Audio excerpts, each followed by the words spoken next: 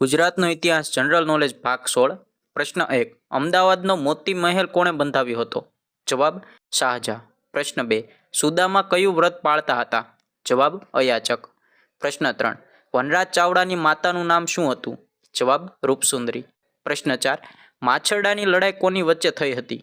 જવાબ ઓખાના વાઘેરો અને અંગ્રેજો વચ્ચે. પ્રશ્ન 5 વિનોદ કિનારીવાલાનું શહીદ સ્મારક ક્યાં આવેલ છે? જવાબ ગુજરાત કોલેજ અમદાવાદ.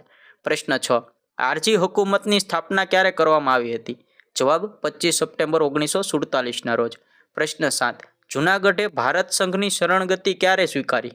જવાબ 9 નવેમ્બર 1947. પ્રશ્ન 8 ગાંધીજી કોનો કેસ લડવા માટે પ્રિટોરિયા ગયા હતા? જવાબ શેઠ અબ્દુલ્લાનો.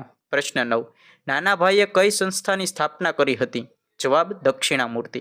પ્રશ્ન 10 ઋતુંભરા વિદ્યાપીઠની સ્થાપના કોણે કરી હતી? જવાબ પૂર્ણિમાબેન પકવાસા. પ્રશ્ન 11 વિરમગામ સત્યાગ્રહની આગેવાની કોણે લીધી હતી? જવાબ મણિલાલ કોઠારી. પ્રશ્ન 12 નરનારાયણ નામનું મહાકાવ્ય કોણે રચ્યું હતું? જવાબ વસ્તુપાળે. પ્રશ્ન 13 ભાવનગરના કયા મહારાજાએ તમિલનાડુના ગવર્નરનો હોદ્દો સંભાળ્યો હતો? જવાબ શ્રી કૃષ્ણકુમારસિંહજી. પ્રશ્ન 14 વિશ્વનું સૌપ્રથમ બંદર ક્યાં સ્થળેથી મળી આવ્યું છે? જવાબ લોથલ. પ્રશ્ન 15 ભક્ત બોડાણા સાથે કયું તીર્થધામનું નામ જોડાયેલું છે? જવાબ ડાકોર. પ્રશ્ન 16 અમદાવાદનું શહીદ સ્મારક કયા મુખ્યમંત્રીના શાસનકાળમાં બન્યું હતું?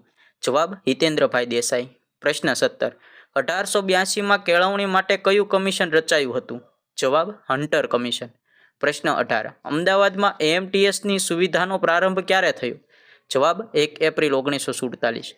પ્રશ્ન 19 રાજકોટ જિલ્લામાંથી કયા સ્થળેથી સિંધુ ખીણની સંસ્કૃતિના અવશેષો મળી આવ્યા છે? જવાબ રોજડી.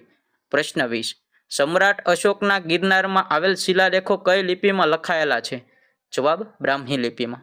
પ્રશ્ન 21 ગુજરાતમાં મૈત્રક વંશની સ્થાપના કોણે અને ક્યારે કરી હતી?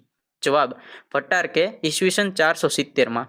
પ્રશ્ન 22 ગુજરાતની અડીકડી વાવ કોણે બંધાવી હોવાનું માન્યતા છે? જવાબ રા નવઘણે. પ્રશ્ન 23 ઉત્તર ગુજરાતમાં ચાવડા વંશનો શાસનકાળ કયો છે? જવાબ ઈસવીસન 747 થી 942.